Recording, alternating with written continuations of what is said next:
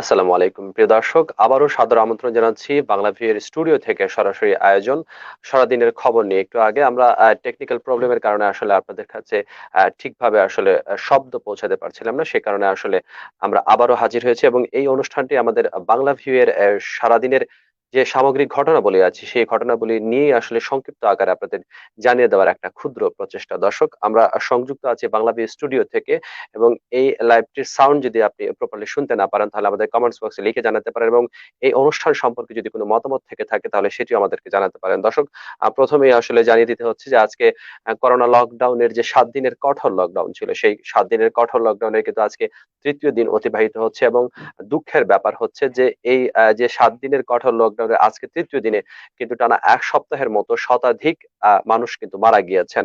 আজকেও কিন্তু 134 জন মানুষ মারা গিয়েছেন এবং সেটি আসলে গত এক সপ্তাহের মধ্যে সেকেন্ড রেকর্ড বলা চলে মারা যাওয়ার ক্ষেত্রে। গত পহেলা জুলাই কিন্তু 143 জন করোনা আক্রান্ত মানুষ মারা গিয়েছিলেন এবং গতকালকে মারা গিয়েছেন 134 জন। যদি আপনাদেরকে একটু খবরটা আমরা একটু যদি বিস্তারিত জানাতে চাই, সেটা বলতে হয় গত 24 ঘন্টায় করোনা ভাইরাসে আক্রান্ত হয়ে আরো 134 জনের মৃত্যু হয়েছে, যা একদিনের দ্বিতীয় সর্বোচ্চ মৃত্যু। এ পর্যন্ত করোনায় দেশে মোট মৃত্যু হয়েছে 14,000 এবং এর আগে গত 27 জুন কিন্তু 119 জন মানুষ মারা গিয়েছিলেন। 30 জন মারা গিয়েছিলেন 115 জন।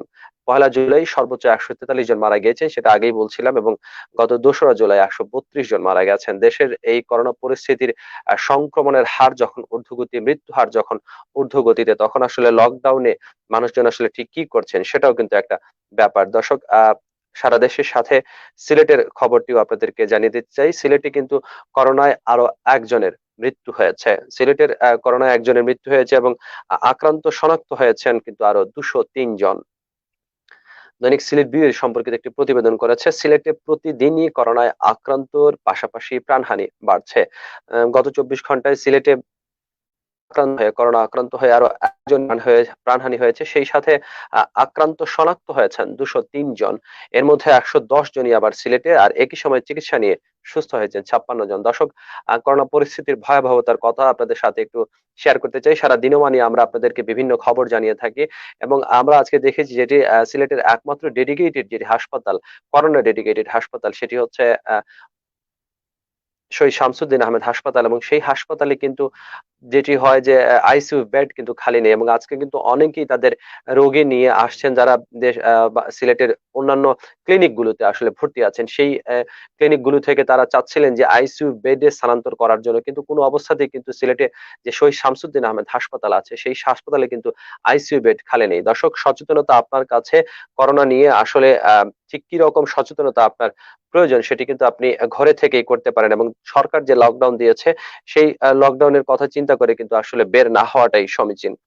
দর্শক, আরেকটি ব্যাপার আপনাদের জানিয়ে রাখতে চাই, যেটি হচ্ছে দীর্ঘদিন ধরেই কিন্তু শিক্ষা প্রতিষ্ঠান বন্ধ আছে।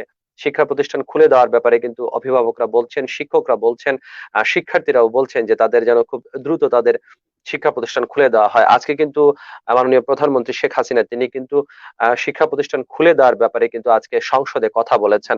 তিনি বলেছেন, যেটি সংবাদ করেছে প্রথম আলো, চিন্তা করুন জেনে শুনে ছেলে মেয়েদের মৃত্যুর মুখে ঠেলে দেবেন কিনা।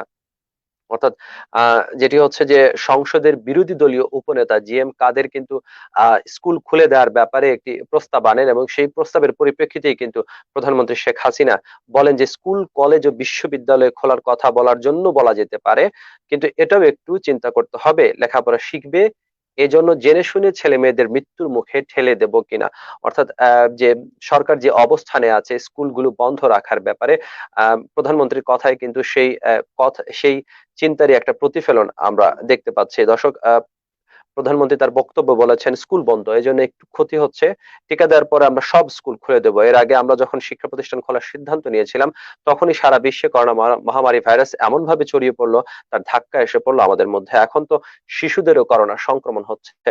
লেখাপড়া শিখবে, প্রধানমন্ত্রী যেটা বলছেন, কিন্তু এটার জন্য জেনে শুনে মৃত্যুর মুখে ঠেলে দেবো না, তা মাননীয় সংসদ বিবেচনা করবে। দর্শক, যেটা আসলে সরকার যে অবস্থানে ছিল সেই অবস্থানটা আরো ক্লিয়ার হয়েছে যে সরকার কিন্তু খুব অচিরেই শিক্ষা প্রতিষ্ঠান করে দিচ্ছে না। এবং করোনার টিকার যে ব্যাপারটি আছে সেই ব্যাপারটি কিন্তু আজকে সারা দেশের একটি আলোচ্য বিষয় ছিল। সকালে কিন্তু আজকে মডার্নার আরো 12 লাখ টিকা এসে পৌঁছেছে বাংলাদেশে। এবং আপনারা জানেন যে 25 লাখ টিকা পৌঁছানোর কথা শুক্র এবং শনিবারে, এবং গত শুক্রবার কিন্তু 13 লাখ টিকা এসে পৌঁছেছে, এবং আজকে কিন্তু 12 লাখ টিকা এসেছে যুক্তরাষ্ট্রের কাছ থেকে পাওয়া। এই মডার্নার যে টিকাটি সেটি কিন্তু যুক্তরাষ্ট্রের কাছ থেকে পাওয়া, এবং আজ শনিবার সকাল 8:30টার দিকে বিশেষ বিমানে করে এসব টিকা হযরত শাহজালাল আন্তর্জাতিক বিমানবন্দরে এসে পৌঁছায়। এর আগে আপনাদেরকে জানাচ্ছিলাম যে গতকাল শুক্রবার রাত 11:30টায় যুক্তরাষ্ট্রের কাছ থেকে পাওয়া মডার্নার তৈরি 13 লাখ টিকা ঢাকায় এসেছিল, এবং গতকাল রাতে কিন্তু চীনের কাছ থেকে কেনা, যেটা কিনেছে বাংলাদেশ, 11 লাখ করোনার টিকাও কিন্তু ঢাকায় এসে পৌঁছেছে। সব মিলিয়ে কিন্তু বাংলাদেশের মানুষের যে করোনার টিকার ভ্যাকসিনের যে সংকট ছিল, সেই সংকটটা কিন্তু কিছুটা হলেও কেটে যেতে পারে। এ ব্যাপারে কিন্তু স্বাস্থ্যমন্ত্রী জাহিদ মালিক তিনি বলেছেন যে আমরা 13 লাখ টিকা গ্রহণ করলাম। তিনি বলেন যে ডিসেম্বরের মধ্যে 10 কোটি টিকা আসবে, আর এই টিকা 5 কোটি মানুষকে দেওয়া যাবে। অর্থাৎ করোনা সংক্রমণে এই মুহূর্তে সরকার যে লকডাউন ঘোষণা করেছে, সেই লকডাউনে যদি মানুষজন কিছুটা সরকারকে সহায়তা করেন এবং ঘরের ভেতরে থাকেন, তাহলে কিন্তু এই যে কঠিন পরিস্থিতি, সেই কঠিন পরিস্থিতি থেকে কিন্তু বাংলাদেশ কিছুটা হলে উত্তরণের দিকে যেতে পারে। যেহেতু স্বাস্থ্যমন্ত্রী বলছেন যে আগামী ডিসেম্বরের মধ্যে 10 কোটি টিকা আসবে, এবং সেটি 5 কোটি মানুষকে দেওয়া যাবে। দর্শক, আপনাদেরকে আরো একটু বিষয় জানিয়ে রাখতে চাই। সিলেটে কিন্তু আজ অনেক মধ্যপ্রাচ্য প্রবাসী আছেন, এবং যারা বিদেশে যেতে যাচ্ছেন তারা কিন্তু করোনা টিকার জন্য হাহাকার করছিলেন যে তারা করোনার টিকা চান, এবং করোনার টিকার জন্য তারা কিন্তু মানববন্ধনও করেছিলেন যে প্রবাসীদের জন্য অগ্রাধিকার ভিত্তিতে করোনার টিকা দেওয়া হয়, এবং সেটি কিন্তু হয়েছে। এই সম্পর্কিত একটি প্রতিবেদন করেছে সিলেটের শীর্ষস্থানীয় অনলাইন সিলেট ভিউ, এবং তারা বলেছে যে অবশেষে স্বপ্ন ছুঁতে পারছেন সিলেটের বিদেশগামী কর্মীরা। দর্শক, এই প্রতিবেদনের সূত্র ধরে যদি আপনাদেরকে একটু বলতে চাই যে সিলেটে করোনার যে বিদেশগামী যেসব মানুষজন আছেন তাদের জন্য কিন্তু করোনার টিকা নেওয়ার যে ভ্যাকসিন নেওয়ার যে প্রক্রিয়াটি, সেই প্রক্রিয়াটি শুরু করার জন্য কিন্তু রেজিস্ট্রেশন শুরু হয়েছে গতকাল শুক্রবার থেকে শুরু হয়েছিল। এবং এই সম্পর্কিত তারা একটি লেখা দিয়েছেন। সিলেটের দক্ষিণ সুরমা লালাবাজার এলাকার তুহিন আহমেদ নামে এক তরুণের গল্প তারা বলেছেন। সৌদি আরবে যাওয়ার সকল প্রক্রিয়া সম্পন্ন করেও তিনি আটকে ছিলেন শুধু একটি টিকার জন্য। করোনা ভ্যাকসিন না দিয়ে গেলে যেখানে লাগবে বাধ্যতামূলক হোটেল কোয়ারেন্টাইন, গুনতে হবে 70,000 টাকা। অর্থাৎ দর্শক, যদি কারো করোনার টিকা না থাকে এবং তিনি যদি বিদেশ যেতে চান, তাহলে কিন্তু সেখানে বাধ্যতামূলক কোয়ারেন্টাইন করতে হয়, এবং তার জন্য কিন্তু প্রচুর পরিমাণে টাকা খরচ করতে হয়। এবং অনেক মধ্যপ্রাচ্যের অনেকগুলো দেশ আছে, সেই দেশগুলোতে কিন্তু করোনা টিকা না নিলে কিন্তু তার কর্মস্থলে ফেরত যাওয়ারও কোনো সুযোগ নেই। এবং গত শুক্রবার 2রা জুলাই থেকে সিলেটে বিদেশগামী কর্মীদের টিকা রেজিস্ট্রেশন উন্মুক্ত করায় কিন্তু এ ধরনের যারা মানুষজন আছেন, যারা বিদেশে যেতে যাচ্ছেন, তারা কিন্তু হাফ ছেড়ে বেঁচেছেন। এবং শুধু যে গল্প বলছিলাম তুহিনের, সে তুহিন নয়, সিলেটে হাজার হাজার যুবক তরুণ এভাবে আটকে ছিলেন করোনা ভ্যাকসিনের গ্যারাকলে। তবে আবার সিলেট থেকে বিদেশগামী কর্মীরা ছুঁতে পারছেন তাদের স্বপ্ন।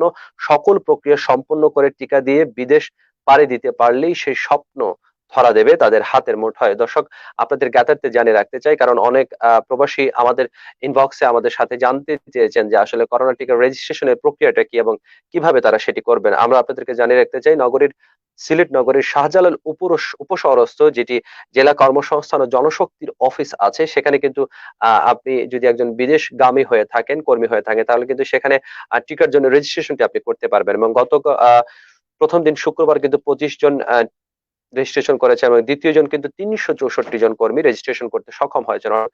প্রথম দিকে কিন্তু মানুষজন খুব একটা জানতে পারেননি যে আসলে রেজিস্ট্রেশন প্রক্রিয়াটি শুরু হয়েছে, এবং আমরাও আপনাদেরকে জানানোর চেষ্টা করছি রেজিস্ট্রেশন প্রক্রিয়া গ্রহণ করে যদি কোভিড ভ্যাকসিনের টিকা গ্রহণ করেন, তাহলে কিন্তু আপনার বিদেশ যাওয়ার প্রক্রিয়াটি সম্পন্ন হতে পারে। দর্শক, এখানে আরেকটি বিষয় কিন্তু অনেক মানুষই আমাদের কাছে অভিযোগ করেছেন যে করোনা ভ্যাকসিনের রেজিস্ট্রেশন করতে গিয়ে তারা কিন্তু ভোগান্তির মুখোমুখি পড়েছেন। তবে এ ব্যাপারে কিন্তু বলা হচ্ছে যে নগদ, বিকাশ বা রকেট শিওর কেসে ফি জমা দিতে গিয়ে কিন্তু রেজিস্ট্রেশন সম্পন্ন করতে হয়। অনেক সময় কিন্তু টেকনিক্যাল কারণে সার্ভার ডাউন থাকে, সে কারণে কিন্তু রেজিস্ট্রেশনের কাজে কিন্তু কিছুটা ধীর গতি হয়, এবং মানুষ কিন্তু সারাদিনই সেই জন্য সেখানে অপেক্ষা করেন। এবং এই অপেক্ষার পরে আসলে উপসহস্থ যে অফিসটি আছে, সেই অফিস থেকে মানুষজন করোনা ভ্যাকসিনের যে রেজিস্ট্রেশন, সেই রেজিস্ট্রেশন সম্পন্ন করার পরই আসলে তারা বিদেশ যেতে পারবেন। এই জিনিসটি হওয়ার ফলে আসলে সিলেটের যারা বিদেশগামী কর্মী আছেন, তারা কিন্তু হাফ ছেড়ে বেঁচেছেন। দর্শক, প্রাসঙ্গিক অনেক তথ্যের ব্যাপারে আপনাদের সাথে কথা বলছিলাম। আরেকটি ব্যাপার জানিয়ে রাখতে চাই, আজকে কিন্তু করোনা লকডাউনের 3য় দিন ছিল, এবং সিলেটেও কিন্তু এই করোনা লকডাউনের 3য় দিনে খুবই অ্যাটাকিং ভূমিকাতে ছিল কিন্তু প্রশাসন কিন্তু একটুও ছাড় দেয়নি, এবং আজকেও কিন্তু প্রচুর সংখ্যক জরিমানা করা হয়েছে, মূলত আসলে মাস্ক না পরার কারণে। মেডিকেলের কিছু দোকানপাট আছে সেই দোকানপাটে অনেক মানুষকে পাওয়া গেছে যারা মাস্ক ছাড়া ঘোরাফেরা করছেন, তাদেরকে কিন্তু মাস্ক পরার কারণে, মাস্ক না পরার কারণে মূলত বিভিন্ন ধরনের জরিমানা করেছে ভ্রাম্যমাণ আদালত, এবং সেই জরিমানার অঙ্কটুকু বলা চলে যে প্রায় 20,000 টাকার মতো জরিমানা আদায় করা হয়েছে। দর্শক, এই ছিল আসলে সিলেট এবং বাংলাদেশের আজকের দিনের উল্লেখযোগ্য নিউজগুলো, যে নিউজগুলো আপনাদেরকে জানানোর জন্য এই লাইভে আমরা এসেছি। আমরা আবারও আগামীকাল হাজির হব একই সময়ে, আপনাদেরকে জানানোর চেষ্টা করব সারাদিনের উল্লেখযোগ্য খবর। এতক্ষণ সংযুক্ত ছিলাম আপনাদের সাথে আমি হাসান মাহমুদ শামীম। এখন বিদায় নিচ্ছি। দেখা হবে আগামীকাল একই সময়ে। সে পর্যন্ত সবাই ভালো থাকুন, সুস্থ থাকুন, বাংলা ভিউর সাথে থাকুন। খুদা হাফেজ।